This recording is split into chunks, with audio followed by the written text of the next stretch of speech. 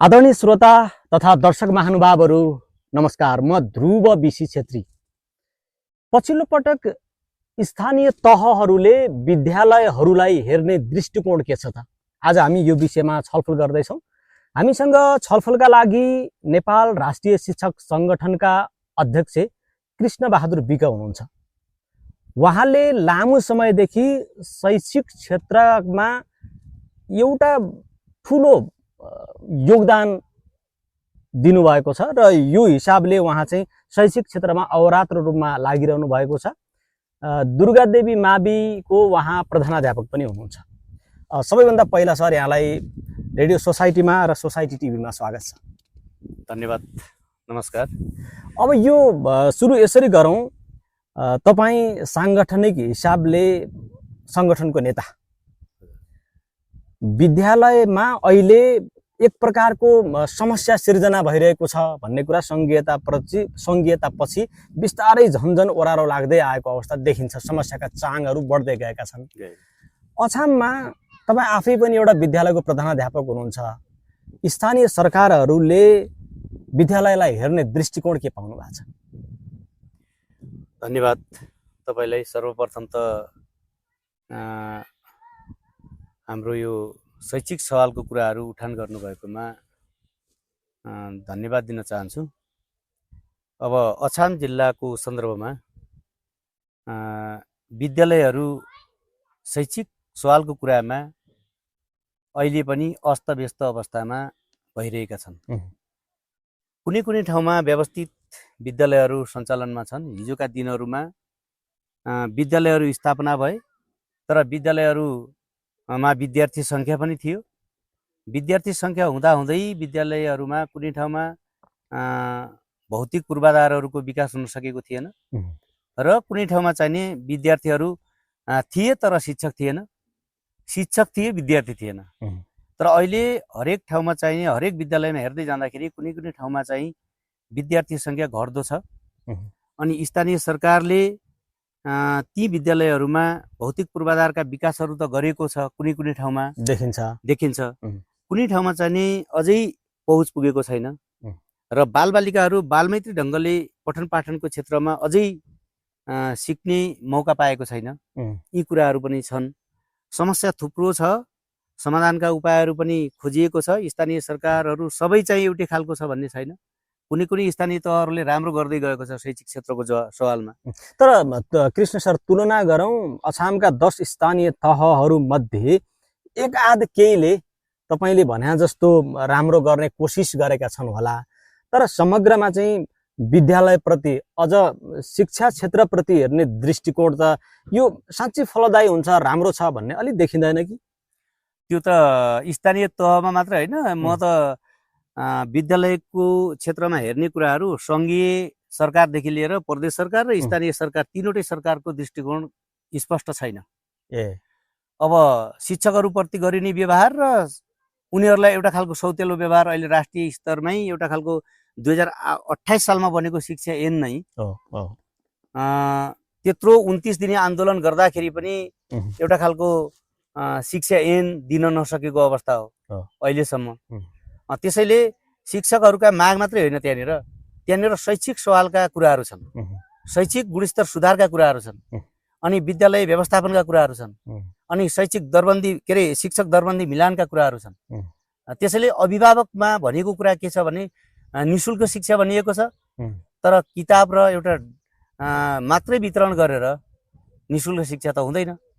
त्यसैले त्यो निशुल्क शिक्षालाई परिभाषित गर्ने कुराहरू त्यो शिक्षा ऐनमा समावेश हुनुपर्छ भन्ने हाम्रा माग मुद्दाहरू जो छन् त्यसलाई समावेश गरिएको छैन। त्यसैले स्थानीय सरकारले एकातिर एउटा खालको शिक्षाप्रति हेर्ने दृष्टिकोणमा सकारात्मक भावना छैन, अभिभावकले पनि त्यसलाई अलिकति त्यही भावनाहरू अभिभावकसँग पनि पुर्याएको कारणले गर्दा शिक्षा क्षेत्रमा नकारात्मक भावनाहरू सिर्जना भएका छन् र त्योमा पनि अझ शिक्षक त हो नि भन्ने खालको तरिकाले उसलाई दिन सक्ने सेवा सुविधाका कुराहरूमा कन्जुसाइ गर्नुपर्ने, श्रम शोषण गर्नुपर्ने, होइन, विभिन्न खालका कुराहरू जोडिएको कारणले गर्दाखेरि अब यो विद्यालयप्रति हेर्ने दृष्टिकोणमा सकारात्मक भावना अझै विकास भइसकेको छैन। तपाईँहरू त शैक्षिक क्षेत्रको कमान्डर, यो शब्दले सम्भवतः मलाई लाग्छ न्याय पाएको छ।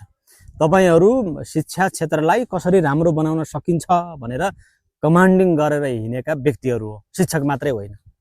अब यसलाई यो अर्थमा बुझौँ, अझ तपाईहरू त शैक्षिक क्षेत्रको उन्नति प्रगतिका लागि नेतृत्व गर्ने नेता हो। अब यो हिसाबले बुझ्दाखेरि स्थानीय तहले त चासो देखाएनन्, गरेनन्, यहाँहरूको पनि चासो रहेन कि? किनभने स्थानीय तहलाई घचघच्याउने, उनीहरूलाई अब एक हिसाबले डिमान्ड लेभलमा पुर्याउने, नीति निर्माण तहमै सुधार गर्न प्रेसर दिने, यो काम त यहाँहरूको पनि हो नि, होइन? त्यो भएन नि, देखिन्छ। तपाईँले भन्नुभएको कुरा एकदमै राम्रो छ, जायज हो। अनि जो चाहिँ हामीले आवाज उठाउनु पर्ने कुराहरू, हामीले सुधार गर्नुपर्ने कुराहरू, केही हदसम्म हाम्रो पनि कमी कमजोरीहरू छ, त्यसमा हामी स्वीकार्छौँ। किनभने जो ट्रेड युनियनको अधिकारहरू उठान गर्नुपर्ने कुराहरू कुनै कुनै ठाउँमा उठान नभएका कुराहरू पनि छन्।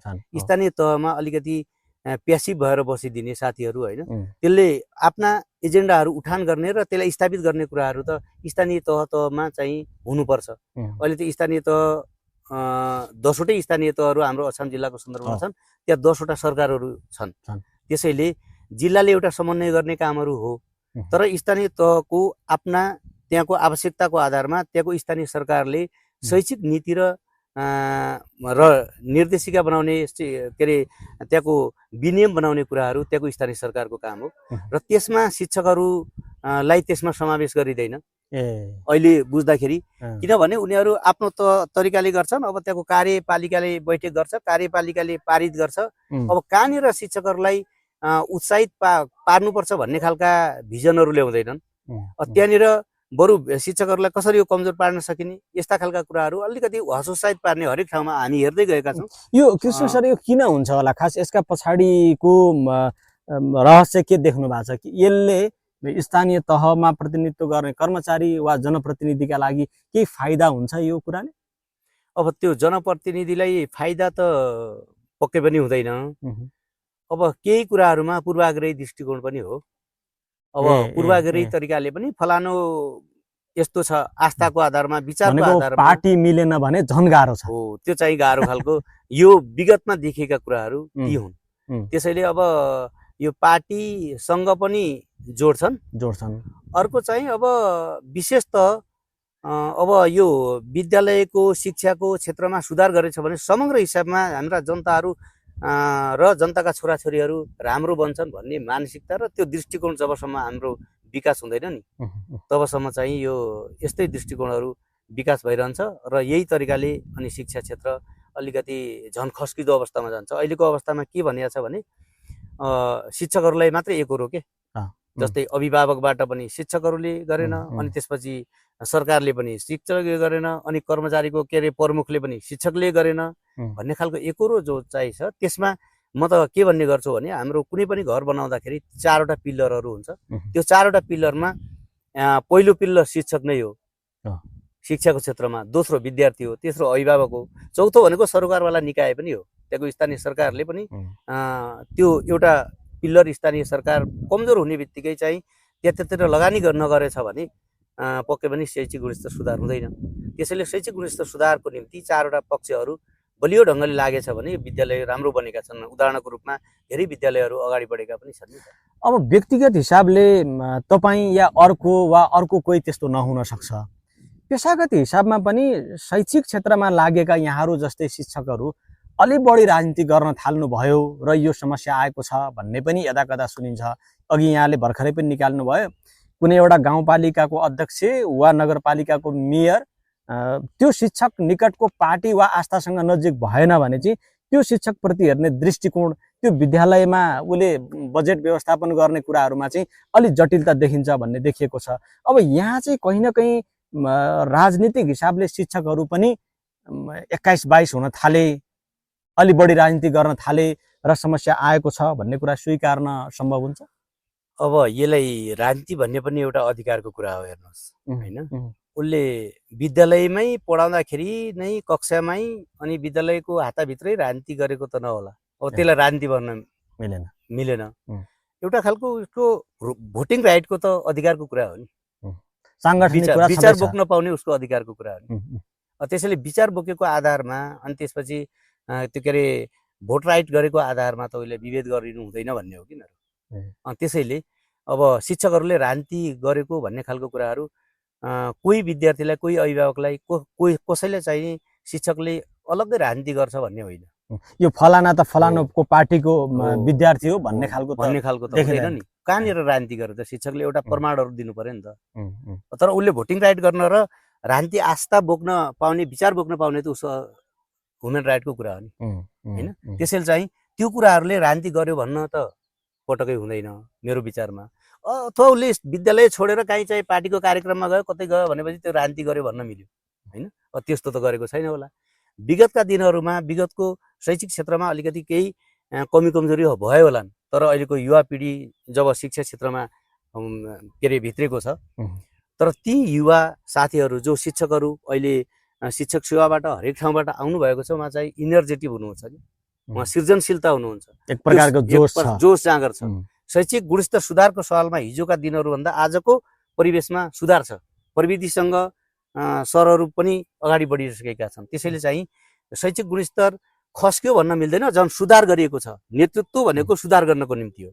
त्यसैले नेतृत्व भनेको त्यो शैक्षिक सवाल खस्काउनको निम्ति होइन, शैक्षिक सवाललाई अझ के अरे शैक्षिक गुणस्तरलाई सुधार गर्नको निम्ति र त्यसलाई अझै बलियो बनाउनको निम्ति विद्यालयको समग्र हिसाबमा राम्रो बनाउनको निम्ति नै लिडरहरूको आवश्यकता पर्छ।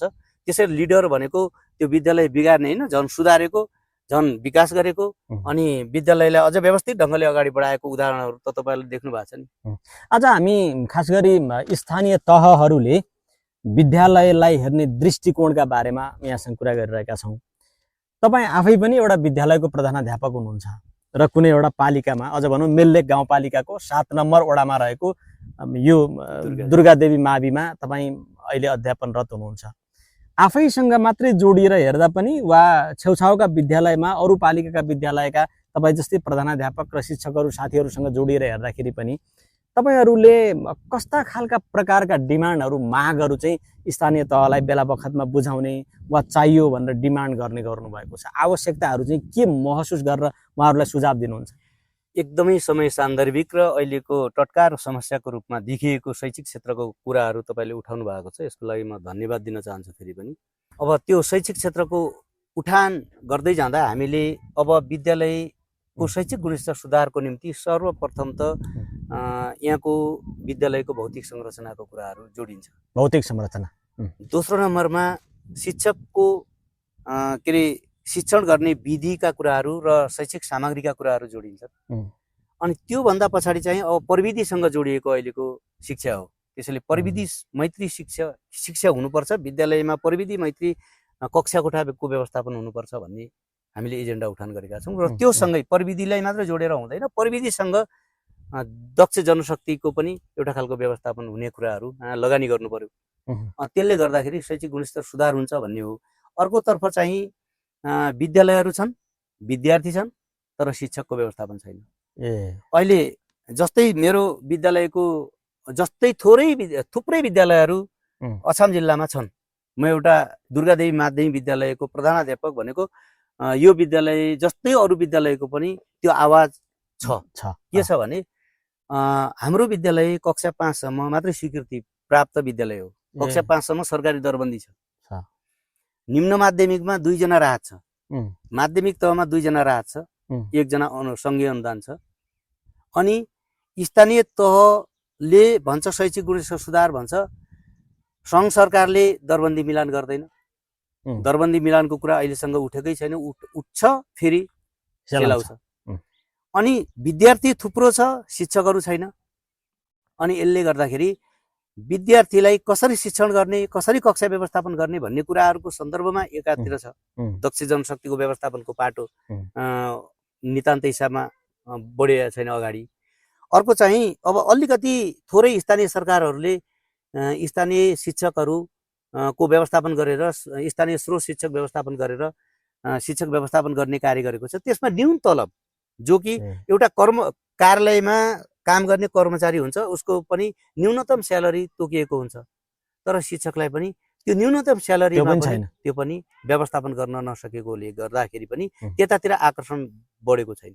यी कुराहरू, यी भौतिक संरचनाका कुराहरू, शैक्षिक गुणस्तर सुधारका कुराहरू, प्रविधि मैत्री शिक्षाका कुराहरू र शिक्षक व्यवस्थापनका कुराहरूमा हामीले जोडदार उठान गर्ने गरेका छौँ सबै तहहरूमा। नीति तथा कार्यक्रम तर्जुमा गर्दा खास गरी अहिले त टोल भेला गर्ने तल्लो तहका मान्छेलाई पनि उनीहरूको माग के हो भनेर सम्बोधन गर्ने सुझाव लिने त्यो नीतिगत व्यवस्था छ होइन।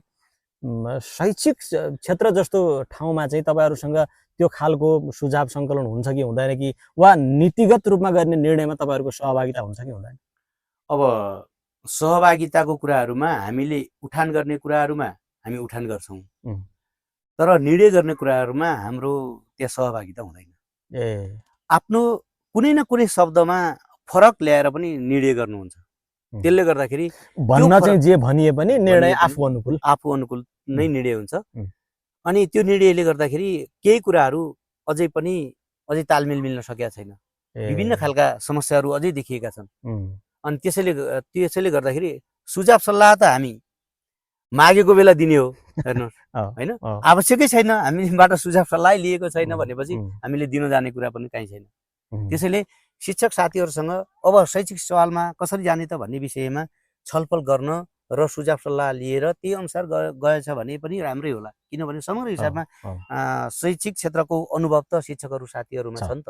हो, त्यो शिक्षकहरूसँग भएको कारणले गर्दा अब स्थानीय सरकारले एउटा खालको औपचारिकता चाहिँ निभाउने गर्छ, तर चाहिँ त्यसलाई कार्यान्वयनको पाटोमा कसरी लैजान्छ त भन्ने कुराहरूमा विभिन्न खालका कारणहरू जोडिन्छ। त्यो कारणले गर्दाखेरि केही फितलोपन आइहाल्छ त्यहाँ। त्यसै अहिलेको अवस्था परिवेशहरू देखा परेको छ। त्यसैले स्थानीय तहहरू पनि अब सबै त्यस्तै छ भन्ने खालको होइन। कसैले अलिकति प्रयास चाहिँ गरेका छन्, कसैले अझै राम्रो गरेका छन्, कोही चाहिँ शिक्षकहरूका कुरै नसुन्ने पनि छन्। त्यो शिक्षकहरूको कुरै नसुन्ने शिक्षकहरूलाई त अब यो न सेवा सुविधा चाहिन्छ न केही चाहिन्छ भन्ने खालको कुराहरू पनि छ होइन। यो खालको मानसिकताबाट अलिकति माथि उठ्नुपर्छ अबको राजनीति गर्ने व्यक्तित्वहरू। अनि शैक्षिक सवालका कुराहरूलाई उठान गर्ने राजनीति के अरे व्यक्तित्व लगायत जनप्रतिनिधिहरू त्यहाँ जोडेर कसैले राम्रो भिजन पनि दिने खालका जनप्रतिनिधि पनि छन्। उहाँहरूको कुराहरू त्यहाँ लागु नभएको हुनसक्छ। त्यस्ता खालका कुराहरू पनि छन्। यावत समस्याहरूलाई समाधान गर्नको निम्ति अब स्थानीय सरकारहरू लाग्नुपर्छ भन्ने कुराहरू। अब के गर्यो भने चाहिँ खास स्थानीय तहहरूले कस्तो खालको नीति तर्जुमा गर्यो भने, वा तपाईँहरूलाई के चिज चाहिँ गर्यो भने, अघि जस्तो यहाँले भौतिक कुरा, प्राविधिक कुरा, टेक्नोलोजीको कुराहरू होइन र सेवा सुविधाको कुरा त उठाइहाल्नु भयो। खास गरी विद्यालय क्षेत्रमै स्थानीय सरकारले कस्तो एक्टिभिटिजहरूलाई चाहिँ एक्टिभ बनाउन सक्यो भने शैक्षिक क्षेत्रको उन्नति प्रगति हुने देख्नुहुन्छ यहाँले? अब यसमा पहिलो नम्बरमा त विद्यालयको शैक्षिक गुणस्तर सुधारको निम्ति अब अहिले गाउँ रित्तो छ, मान्छे नै छैन। अब चुनावको बेला यसो नेताहरू भेट्न गयो, हामी त प्रायः जसो गाउँघरमै हुन्छौँ। नेताहरू भेट्न गएको बेला घर भेट कार्यक्रम भन्छन्, घरलाई भेट्छन्, मान्छे भेट्दैनन्।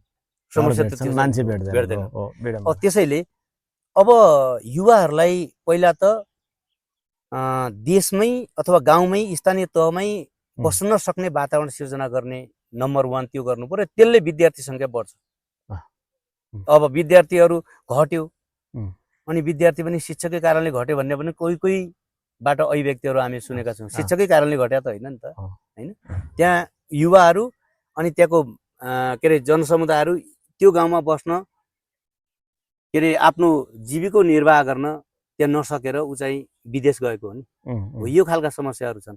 अब यसलाई समाधान गर्नको निम्ति चाहिँ पहिलो नम्बरमा त गाउँमै युवाहरू बस्न सक्ने, युवतीहरू बस्न सक्ने, अनि त्यही चाहिँ के अरे रोजगार अथवा सिर्जना गर्न सक्ने, आत्मस्वरोजगार सिर्जना गर्न सक्ने खालका कार्यक्रमहरू सरकारले एउटा बनाउनुपर्छ।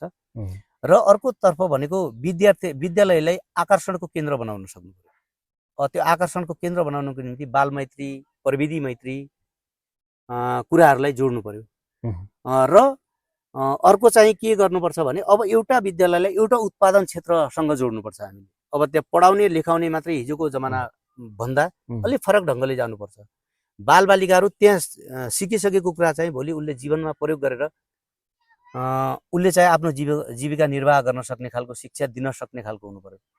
कोही विद्यालयलाई एउटा कृषिको मात्रै विद्यालय बनाइदियो भने उसले त्यहाँ उत्पादन भएको जनशक्ति भोलि कृषि मात्रै गरेर खान सक्ने खालको बनोस् के। कुनै ठाउँमा चाहिँ इलेक्ट्रोनिकको कुराहरू मात्रै विकास गर्ने खालको विद्यालयहरू बनोस्। यसले उसले आफ्नो स्वरोजगारका कुराहरू र रोजगारका कुराहरू त्यसरी एक विद्यालय एक उत्पादन क्षेत्रको कुरालाई जोडेर सिक्दै कमाउँदैकै कुराहरूलाई जोडेर। मेरो अन्तिम प्रश्न सर यही विषयसँग जोडेर तपाईहरूले यस्ता विषयहरू कहीँ कतै स्थानीय सरकारका प्रतिनिधि वा अरू सरकार राख्ने निकायका मान्छेलाई कहिले परामर्श गर्नुभयो, छलफल गर्नुभयो? मैले त धेरै ठाउँमा छलफल गरेको छु तर सुन्दैन। मैले त कार्यक्रमै दिएको छु विद्यालयलाई यसरी लैजानुपर्छ। अनि यहाँ मात्रै होइन, मैले काठमाडौँको एउटा धेरै विद्यालय प्रहरुको सेमिनारमा पनि मैले यी कुराहरू राखेको छु। विद्यालयलाई अब सिक्दै कमाउने खालको विद्यालयहरू बनाउनुपर्छ, उत्पादनसँग जोड्नुपर्छ विद्यालयलाई। कुनै न कुनै एउटा चिज उत्पादन, एउटा विद्यालयले माउरी पालन गर्न सिक्नु पर्यो, त्यहाँ चाहना भएको बच्चाहरू त्यहाँ माउरी पालन गर्न सकोस्। कुनै विद्यालयले कुखुरा पालन गर्ने खालको गरोस् नि, उत्पादन पनि हुन्छ, बच्चाहरूले सिक्न पनि सिक्छ, अनि उनले भोलि कुखुरा व्यवसाय गरेर खान सक्ने खालको हुनुपर्छ। कसैले चाहिँ बिर्ना मात्रै उत्पादन गर्ने खालको विद्यालय बनेर गाउँसँग ती बिर्नाहरू के अरे पुर्याउन सक्ने र गाउँलाई चाहिँ कृषिसँग जोड्न सक्ने एउटा अभियान सुरु हुन्छ। यसले गर्दाखेरि विद्यालयलाई पक्कै पनि नमुनाको रूपमा लिनुपर्छ भन्ने हो। अब नमुना विद्यालय भन्छन्, नमुनाको रूपमा लिने विद्यालयहरूमा पनि अब विभिन्न खालका समस्याहरू देखा परेका छन् नि त अहिले। त्यसैले अब हामी शैक्षिक गुणस्तर सुधारलाई अब यो सिकाएर पढाएर मात्रै होइन, अब गरेर सिक्ने खालको, सिकेर गर्ने खालको बच्चाहरू उत्पादन गर्नुपर्छ भन्ने मान्यताका साथ स्थानीय तहले त्यस्ता खालका योजनाहरू बनाएर त्यस्ता विज्ञहरूलाई एउटा खालको शैक्षिक योजनाहरू निर्माण गर्न लाएर हामीले अगाडि बढेछ भने पक्कै पनि हाम्रा स्थानीय तहहरूका शैक्षिक गतिविधिहरू गुणस्तरसँग तब जोडिन्छ भन्ने कुराहरू म राख्न चाहन्छु। हस् त सर, समय दिनुभयो, धेरै धेरै धन्यवाद। धन्यवाद, तपाईँलाई पनि धेरै धेरै धन्यवाद। महत्त्वपूर्ण समय दिएर यो सुझाव दिने अवसर दिनुभयो र सुन्ने श्रोताहरूलाई सबैलाई पनि यहीँबाट सम्झिन्छु। धन्यवाद। हस् त, आजको यो कार्यक्रम यही सकिन्छ। आज हामीले नेपाल राष्ट्रिय शिक्षक सङ्गठनका अछाम जिल्ला अध्यक्ष कृष्ण बहादुर विकसँग कुराकानी गऱ्यौँ। उहाँ दुर्गादेवी माध्यमिक विद्यालय मेल्लेक गाउँपालिका 7 नन्देगडाको प्रधानाध्यापक पनि हुनुहुन्छ। आजको यो कुराकानी यही सकिन्छ। मलाई पनि आज्ञा दिनुहोस्। नमस्कार।